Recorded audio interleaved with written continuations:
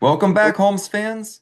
Got a very special guest again here today. Let's take a look and see what my good friend Movie Tramp is up to.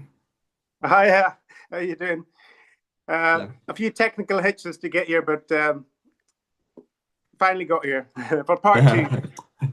Must be the work of Moriarty, messing around. So, last time we got through the first half of the Basil Rathbone, Nigel Bruce, Sherlock Holmes films. We did a mini review of the first ones. Now we're going to do that back half there. And which one should we start with today? Movie Tramp, Pearl of Well, Death, you or go, Scarlet you Claw? you go with your system. You go with the Scarlet Claw then. All right, so let's talk The Scarlet Claw, Sherlock Holmes in Canada. Before we talk about it, I wanted to ask you, are you a fan of Universal horror, Dracula, Frankenstein, that kind of stuff? I'm not a massive horror fan, but I do like the classic ones. Yeah. A guy I used to work with the night shifts, he gave me the Wolfman back in the day with is it Claude Rains that's in the Wolfman? He's in a supporting part. Yeah, Lon Chaney Yeah, Jr. is the actual Lord Cheney, wolf yeah. man. Yeah. And I did enjoy that. I enjoyed that. And I've got copies of the old Dracula and I think it's Bride of Dracula and that. But I don't particularly watch a lot of horror. No. Oh, I gotcha. So I saw a review that said Scarlet Claw is Sherlock Holmes meets Universal horror. We have the glowing Yeah. man, kind of redone Mhm. from Hound of the Baskervilles, but a person instead of a dog. We have people being killed with having their throats slit with what looks like claws, hence the title. So, what do you think? Does horror belong in Sherlock Holmes? It's not the only one to have kind of a horror element. The Spider Woman does too, and the Pearl of Death, which we'll get to next. But what do you think? Scarlet Claw and Sherlock Holmes in horror. Yeah, it's a good mix. I think they definitely mix the kind of gothic horror kind of crime genres pretty well, I think, and that it's kind of crosses over very well. I think they use a lot actual the leftover sets, don't they, from some of the horror films in that film, don't they? Oh, I'm sure they do. Yeah, Yeah, I don't doubt that for a the second. kind of I don't know if it's is it an Austrian set, an Austrian town set or something. I think it's supposed Hmm. to be Canada, but I think it's more Austrian. I'm not sure why they decided to randomly set a Sherlock Holmes movie in Canada. Like, it could have been anywhere, really. Like we said with Sherlock Holmes in Washington, like the setting, they make a big deal about it, but it's not really relevant to anything. I don't know. Thought that was strange.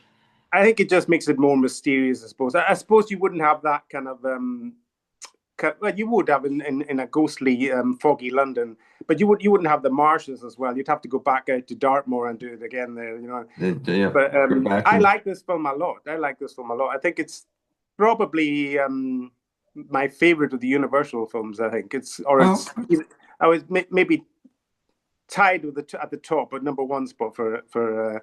I think it's got everything in this film. I think. yeah, it does. It's a Um, great supporting cast too. Gerald Hamer, who was in I think six of these, something like that, 6 of 14. He plays our villain, but he's a master of disguise, so he's in 3 or 4 different costumes. And honestly, you can't even tell it's the no, same man. So it's that very works well. really It's well. very well done. The disguises are very well done, and it's very well plotted. There's more plot in this film, I think, than a lot of the other films. More story, and I think it's very effective the way they do it. That's true, because we kind of know who the killer is, but Sherlock has to find him and identify him because we're told a lot about him from the beginning, and there's a build up to who actually is this man. Yeah, I agree with that. That's a really good assessment. A little light maybe on comedy in some cases. There's like the funny postman and all that, but it's Yes, not yeah. as silly. There's not a lot of there's not too much comedy in it. Really, there's a little bit that where Watson falls into a boggy hole, as he calls it, in the bog, gets pushed in by the Phantom, of course. And there is a funny scene. And myself and my brother always laugh at this scene. With I don't know if you recall it, where they're in the hotel. The hotel. It's kind of like a dining. It's like a pub hotel, isn't it? It's like Hmm. Watson's there, and he's supposed to be. He's been left by Holmes to be inconspicuous, knowing that he's going to be conspicuous. he's going to make himself. He's going to make himself conspicuous by telling him not to be conspicuous. He does exactly the opposite. I And forgot about that. Oh, that was yeah, good. Yeah, he, so he he's having this argument with this guy about I think it's a car or a taxi or something honking its horn, and he goes, I distinctly heard it hoot, it's hooter. Do you remember that? It's quite a funny exchange, that one. Yeah. I forgot about that. No, Nigel Bruce is great in these, but like we said last time, Watson is all over the place. He can be funny, he can be serious, he can be Can be, smart. They yeah. never really picked what Watson they want, so he just kind of does it all. But yeah. But for the most part, this is quite a creepy kind of atmospheric kind of, as you say, like Hmm. semi horror film, really. Yeah, and I like that the glowing man is just a silhouette. You can't see anything. It's like a person Yeah, with yeah. no face. It's really cool, even though it's just a old video effect. It's or old film effect, I should say. It's actually a really creepy bit there. Yeah, I don't know. And I think I read. I'm not familiar with like film kind of technology and that, but I think it was something to do. Did they not scratch the negative, or I don't know how they did it. The actual glowing. I'm Not could sure. have been like a matte thing. I don't really know to be honest. I'll have to look it up and see because I'm no film special effects expert either, so I don't know. But if someone does know, they can comment it below for us. Help us out. But it's very enjoyable. Yeah, I mean, at the beginning, of course, they go to the reason they go to Canada is quite strange. Really, they go to this occult festival thing, don't Hmm. they? Which is Yep. kind of odd for Sherlock Holmes and Watson just to go to Canada for an occult meeting. It's a bit far fetched, but Yeah, that's okay though. So, speaking of creeps, we have a character called the Creeper in our next one, the Pearl of Death, a variation of the Six Napoleons. So, yeah. thoughts on Pearl of Death? Pearl of Death was my number two pick when I did my Sherlock rankings, so I really like this All one. right, yeah, it's a very good. I watched it this morning. Yeah, it's a very good film. I actually forgot how good it was. I mean, I knew in my back of my head it was pretty good, but yeah, it's very effective. With I can't remember his name. Is it Rando Hatton or Horton or Yep, something? He acts some physical deformity. I yep. can't remember. There's another famous person that had a similar thing. Yeah, there were a few actors in Hollywood. Harry. Jaws from the James Bond films. He's got the same, or he had the same. I think he had the same condition. I'm Jo, not sure because Richard yeah, I know Keel. Jaws. Rondo hadn't had, I think, acromegaly. This the one that All makes right, your okay, skin pocky. slightly I don't different. think Richard Keel as Jaws had the same thing. I don't. No, no. His would have been like a glandular thing, I think. But Harry Wilson from the Three Stooges and some like comedy films, he had acromegaly. I remember he was in a lot of 40s films. He was in Some All Like It right. Hot. But Is yeah, so you have the creeper coming to get yeah, you. Okay. it's very effective. I wish they had. It's quite clever how they don't show him till near the end of the film. Yeah. That is quite well. They don't show his face. They do show parts of his body, but that is quite well done. But I kind of wish he was in it a little bit more because he is quite effective. And Then as much as I like this film, there's quite a lot of good detective work in this film. It's quite a good plot. Where with the back breaking and all that. yeah, As and most of it's lifted at least somewhat from the Six Napoleons too, even down to the Napoleon statues being, the pearl is hidden in one of these, and that's taken, I think, almost Yes, directly from the novel. I mean, the villain's different, and some of the characters are different. Of course, that's set in the 40s, but yeah, I think one of the more faithful adaptations of the Universals, I would say. It picked kind of one story and ran with it, so we don't see that too much. yeah, and is it? I can't remember the woman that plays the villainess. Is it Evelyn I think Ankers? Is it? it's yeah, I think it's Evelyn Anchors. She's Not very doing a good. fake British accent this time, unlike in some of the other ones. So, She's quite good in this one. I thought she was quite good. Yeah. hmm. But it all starts off, of course, with a pearl where Holmes blunders by just being too kind of I don't know. He's kind of too conceited of his own intelligence by showing off, basically. Yep. And he kind of shows the curator of the museum how feeble his security system is, and by switching it off, Yep. by Perfect timing disconnecting for it. Conover to steal the pearl. So, So that part is quite interesting because it's not often in any of the series that he blunders, or else his reputation is kind of hanging by a thread, and it's quite touching actually because kind of Watson kind of semi kind of metaphorically puts an arm on his shoulder, kind of consoling yep. him because Lestrade is kind of rubbing salt into the. We'll have to talk a little bit about Lestrade because we haven't really mentioned Dennis Howe. I think That's he's true. great in these films, and I do too. I've got a book here of his that was written by his son, um, Michael A. Howe. Huh. That's It's really cool. quite an interesting book. It's kind of basically most of it is about the actual characters, the stock characters that the Universal used continuously over and over. Okay. That's what it's mostly about. But there is synopsis of the films. It's quite a wee good book, that one. That's cool. I've never seen that book. I'll have to look that up because yeah, Dennis Hoey's great in these. And for someone who usually has to play the buffoon, he does it with class and dignity. And there are moments when he works really well, I think, with Basil Rathbone, and I like that. Yeah, Yeah. they've got some good exchanges, especially in this one. You know, where this one. I'm eating into your time, but it's quite. I No. like some of the exchanges between them. This one, we're talking about the Pearl of Death, yeah, Yeah. where the maid is in shock, and Holmes is saying to Lestrade, is saying, "Oh, she's suffering from, I think it's catalepsy. I don't know how you pronounce the word." And Lestrade says to his constable, he says, "Can you not? Can't you see she's suffering from?" And he can't pronounce it. And he goes, he's trying to pronounce it. He goes, "Can you not see she's suffering from shock?" just repeating what Holmes has just said, as if he came up with it himself. It's quite That's funny. pretty funny. And the other thing is how we mentioned poor Watson, Nigel Bruce is always getting stick. Have you noticed that his intelligence quotient goes up about 20 or 30 points whenever Lestrade comes into the room? It immediately makes Watson look more intelligent when Lestrade comes in. But Watson doesn't get too many of those standout moments where he can be smart around Holmes, though. The Spider Woman is still my favorite for those. We don't see That's too right. many of He that. doesn't do, But yeah. yeah, but no, I love the Pearl of Death. I love Miles Mander as the villain. He does an amazing job and gets He's very his good in it. Yeah, he's very good in it. yeah. It's a very solid film. I like it a lot. Next, I think is one of your favorites. Tell me about The House of Fear. Oh yeah, that is one of my favorites. I It, think probably of all the films in the Universal series, this one is probably what I watch most often. I think, which is it probably shows how much I like it.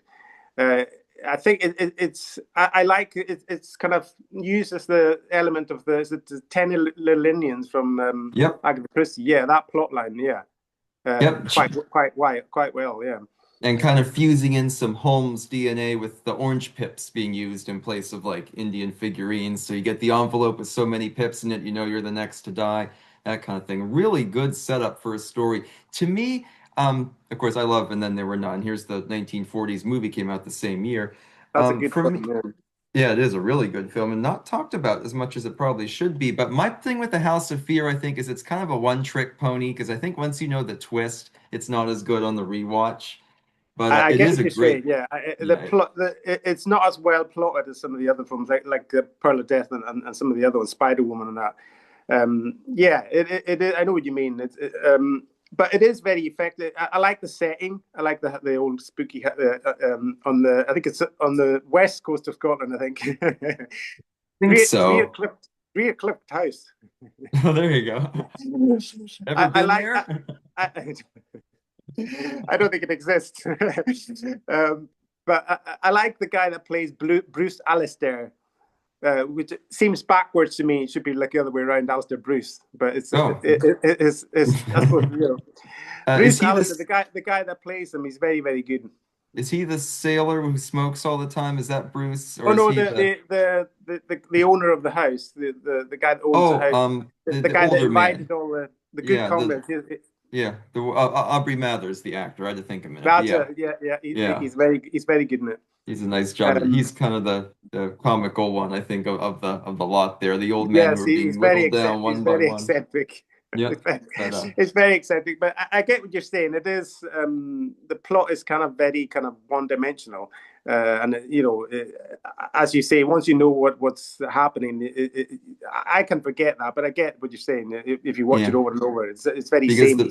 the first time I saw it was amazing because I did not see the ending coming. Holmes knows from the beginning it's not what it seems. It's not one person targeting everyone. He knows it's some kind of con game, some kind of weird setup. Like, why would this be happening?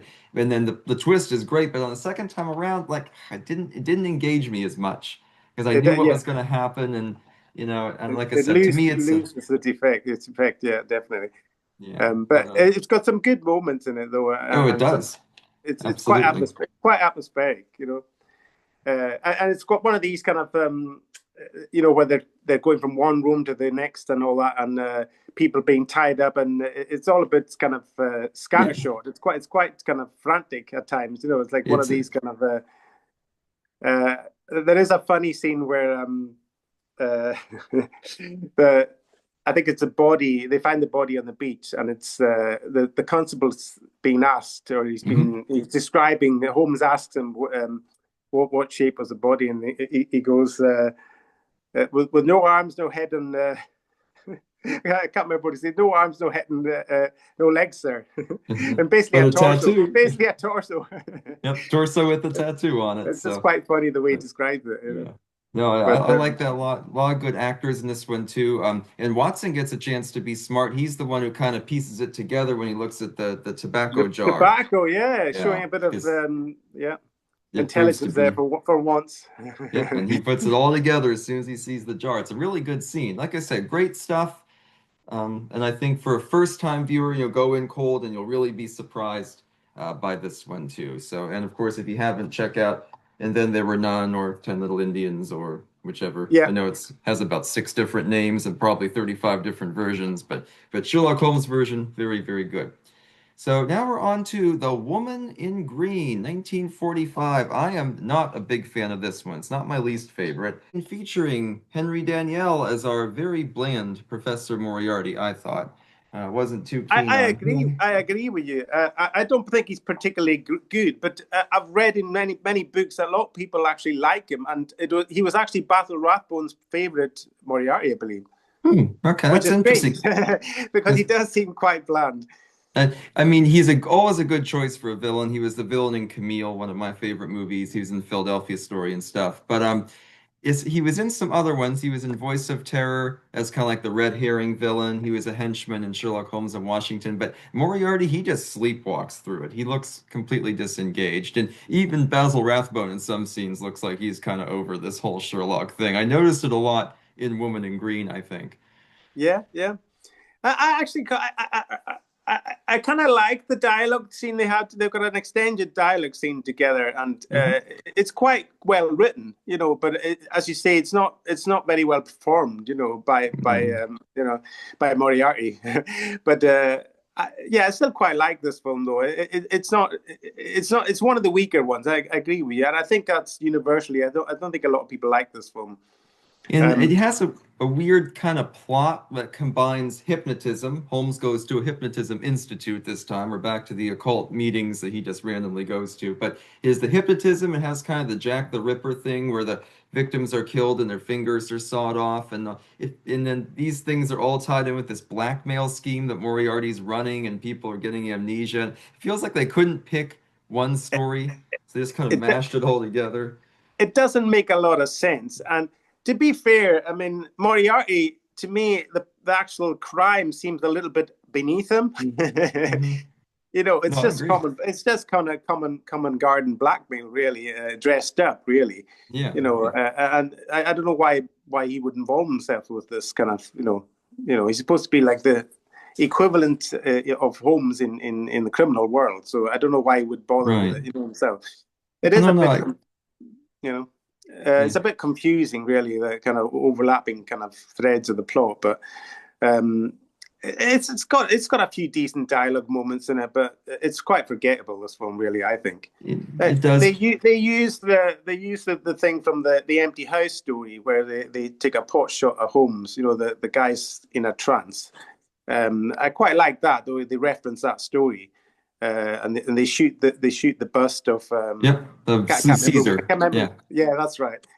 And Watson's I going, they've killed Holmes. They've killed it Holmes. runs across the road. I do like that bit because then you can tell Watson's so distressed because he thinks Holmes Yeah. has been shot by a sniper. And of course, Watson gets hypnotized in a not very funny comedy scene with the No. spiral, and he just Yeah, I it's think like I think that really. I think that was a time filler. To be honest, I think that was just let's fill out the time of this Yeah, film. it just But goes yeah, on and on and on. And then, of course, we have the ending where Holmes gets hypnotized, but oh, he's not really hypnotized. He's a special drug that makes him impervious. We get this big explanation, and I'm like, and he's whatever.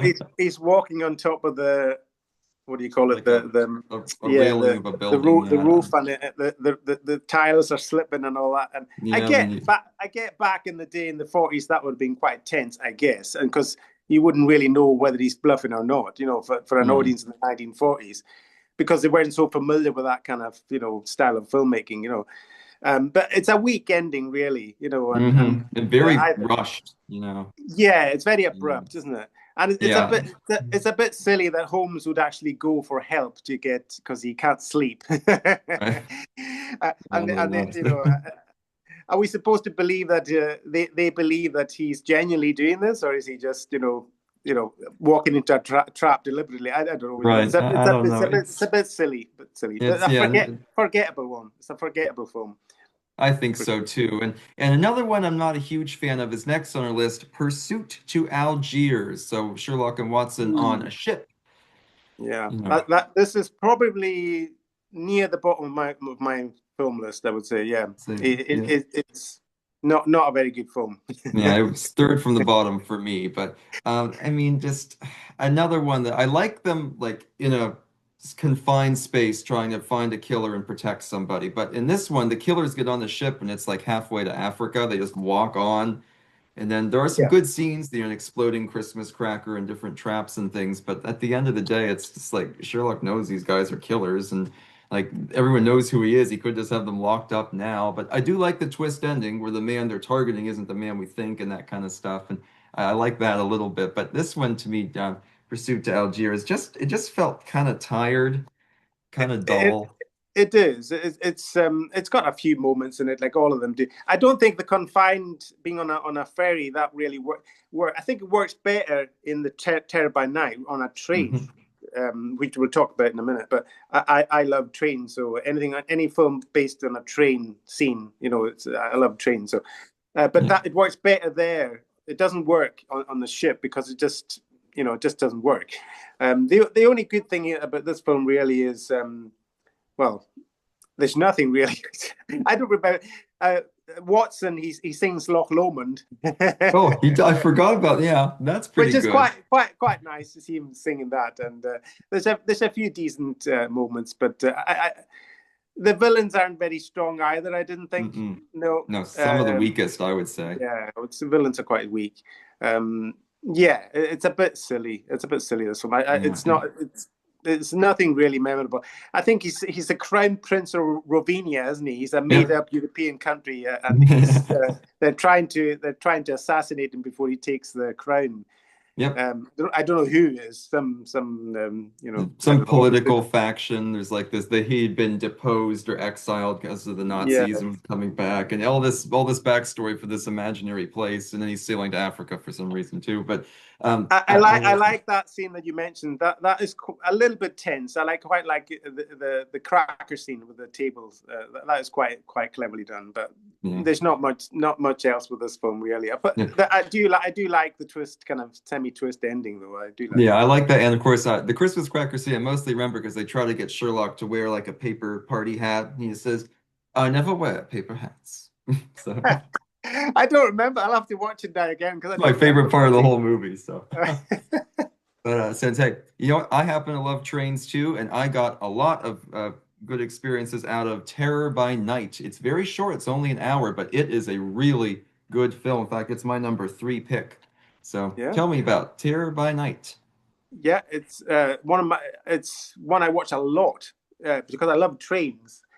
And But it's just a really good film, and they use the actual train setting really well. I think it's Hmm. it's quite it's quite um, claustrophobic, and it kind of there's lots of good moments on the train. The one thing before I forget saying it, uh, they actually use like I don't know if it's green screen or back projection in this film, Back, where, I where think he it's actually back gets projection. he Yeah. gets kicked out of the train. I love that scene where he's actually on the front of the train or the back of the train, and the other train comes flying past him, and Yep. he's like, it's really, really effective. I Yeah, love it that scene. works just for being, yeah, an old back projection rear screen. It works really well. And the train setting works so much better than the ship one. Yeah, so right. confined. We only see about three cars of the train. They're in the baggage car for a little bit, the compartments and stuff. But yeah, really tense. I like that we have a professional assassin on the train, played by Skelton Nags. He was in a lot of American horror films of He's the a good early actor. 40s. Yeah, he's a good He has actor. the I don't remember if it's an air gun or a blow gun, one of the two with He's the got a blow two dart gun, darts. which is the most cumbersome blow dart gun I've ever seen to reload. It's like sort of I mean, you see some of the victims going and he's still trying to load it. But yeah, I love this film. I think I would put this right up in top 4 or 5 films Yeah. in series. It's very effective, and there's some really good moments in it. I like the bit with the false bottom coffin. Yep. I like the characters as well. There's quite a few good characters on the train. I like that exchange with Watson, although it's silly, with the mathematician professor. That's a good scene. Where he does the role reversal and he starts interrogating Yeah. Doctor Watson. That's a very good scene. Yeah. And Watson, we're from the police and all this stuff, and the man's arguing with him. Yeah, no, it's really funny. And Lestrade gets a good part at the end, helping Sherlock catch our criminal, who, Sherlock knows who he is. He just doesn't know which person he is. They're traveling kind of in disguise and stuff. That's a really good scene. There's a fight in the dark with everyone, tripping over each other and things. I, I'm not such a fan of that ending. And I get what you're saying. It is good, like sort of. And when you first watch it, you think, "What on earth's going on?" And it's quite clever. But it's still good. But one of the things I would say about this whole series is that the endings are always they never have any action scenes. Maybe they just couldn't afford to do that. I was thinking, like, how they could have had a rooftop action scene where Holmes is struggling with Moriarty or struggling with somebody, Yeah. and that would be a great ending, But it just seems a bit underwhelming. Most of the endings of the films are a little bit underwhelming. You know what I mean? A lot of them are really rushed too, an Yeah, hour to that's work it. with. They don't Yeah, have time for a big denouement, that kind of thing. And but actually, that's a it's quite a clever ending though. It is quite effective. Yeah, no, I like it a lot. And then speaking of rushed endings, we reached the end of the series, and this movie is a rushed ending as well. We got the final one, Dressed to Kill. Yeah, Another Six Napoleons variant, but this time it's music boxes, and you need all three music boxes because they each have a coded message. It's a really bizarre thing. I don't know how any person could know how to decode all these. It's very fanciful, but it, it's an interesting idea, it though. It is. This is kind of. It's not the worst film in the series by any stretch. It's a bit tired. The series was coming to an end, and it was you know maybe just a film too far. Maybe a bit like View to a Kill for Bond There we go. for Roger Moore. It's a wee bit kind of tired, this film, but it's not bad. But Not and at it all. has got a quite a underwhelming ending as well. And it's done in just like that. Yeah, that's Sherlock just quite shows underwhelming. up, there's a tiny tussle, and then it's just over. The movie just ends. I was like, There really? is there's one action scene. I think it's in this film, isn't it, where he actually gets they hook him on top of the thing in the Oh garage, yeah. and they try Yep. and choke him with fumes, which Yep. is quite Yep. a decent action scene. And Um, Basil Rathbone's doubles doing all these like swinging and climbing and stuff. It's certainly not Basil Rathbone doing it, but but funnily enough, I mean, Watson was actually about 3 or 4 years younger than Basil Rathbone, and Mhm. they made him look older, didn't they? Like sort of because he refers to him in one film as something old man, and he's actually older than him. Um, but That's true. yeah, Um, it's an okay film, really. It's very complicated. It's to do with the Bank of England, isn't it? The prints for the Bank of England notes, yeah, and the actual plates were stolen and yeah. this guy gets caught and he's in prison, and he makes up this really overly elaborate way of telling his cohorts where the Bank of England notes have been stashed. So it's a very overly. I mean, he could have just sent them a message. Well, he did. It's in musical code, but you need three music boxes. I was like, oh my gosh, someone was obsessed with music boxes who made He worked had on too much stuff. time in his hand in prison. I guess so. I don't know, but and But I like that we get Patricia Morrison as our villain, and she's kind of like an Irene Adler character. She's not like a killer, but she's more of like a trickster. She goes in disguise and stuff. She's really good in it, and they kind of don't know what to do with her henchmen. The one's kind of in love with her, but kind of not, and all this. That feels really like it was just kind of written in for something to do. yeah, But I do like her in the part, and she has a good rapport with Basil Rathbone, I think, too. Yeah, the thing with his friend, what's his friend's in here as well? Stinky. Basil, Oh yeah. Dr. Watson's friend Stinky's in here, and he's one of the victims. He's one of the owners of the musical boxes, and they pay a visit to him. And the driver, I think it's Harry Gording plays Yeah, the Harry actor. Courtney. Yeah. He who's in like And 8 of these movies, I oh yeah, think. he was in a lot of them. And Yeah. he's got that kind of semi. It's a bit similar to the creeper relationship with the woman in the previous film with the Pearl of Death. It's a little bit like he's infatuated with her and all that, but it doesn't. It's just thrown in there, I think, just to mix it up. I Yeah. think, All right. but And we made it through all of them? it's an okay watch. It's not a bad film, but it's No, no, just not at all. it's very average all the way through. Really, Yeah. there's no high points to it. Not really, no. So we've covered all 14 now. We got about 3 minutes left. Anything All you want right. to say about your favorites or least favorites or anything like that? Well, I think this film series hits its stride. The order of the films is different on your box, but on Okay. my box here, it kind of hits its stride in the middle of the films. In the middle of the series, you get I think it was Spider Woman, The Pearl of Death, Scarlet Claw, The House You, of Fear. yeah. That kind of territory, and it really hits its stride. They do a lot of good films in succession there. I would say my favorites are probably um, the Scarlet Claw, House of Fear, and Sherlock Holmes Faces Death, and probably Terror by Night. That's probably my top four. Okay. And I wrote down mine. My number one, Spider-Woman, followed by Pearl of Death, Terror by Night, and Hound of the Baskervilles at my number four. So we had some in common and some not, and that's perfectly fine. And always a lot of fun to talk with someone who knows their movies as well as you do. So, Well, but yeah, it's a great series. I've always loved this series, and I could go back and watch it anytime. It's just very pleasant to sit down and watch it, and I think you pick up on little things that you miss. Like little kind of like the bit with the hat you're talking about in the Pursuit to Algiers. I don't remember that scene where he refuses to wear the hat. But there's lots of good dialogue moments in this film. What amazes me about these films and remind me when the time's running out is they only took up. They had a shooting schedule of 2 to 3 weeks, 2 weeks usually, and how they managed to make such a really good product. I mean, they're really good B movies. These hmm? films, I think, these are a much higher level than Mr. Moto and all these other series that were Oh, around at the time. hmm. They're Absolutely.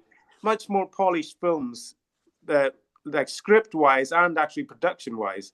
And they managed to Mhm. do some really good films in a really short time frame. And remember, Yeah. they had massive equipment in those days, massive cameras and Oh, stuff. yeah. I Really, don't really doubt. heavy. You So, know, yeah. No, you're great. It's a 100% great right. series. And I think it's a really great B movie series. uh-huh. Um, and that's why it's probably been preserved by this UCLA. It's recently kind Yeah, of or UCLA, and I think there are a couple other companies involved too, but we are almost out of time for today. So, hey, thanks for being with me today, Movie Tramp, and fans and Thanks a watchers, lot. check out Movie Tramp's channel, comment below for us. We hope to Thank you see very you much. next time. Elementary, my dear Watson.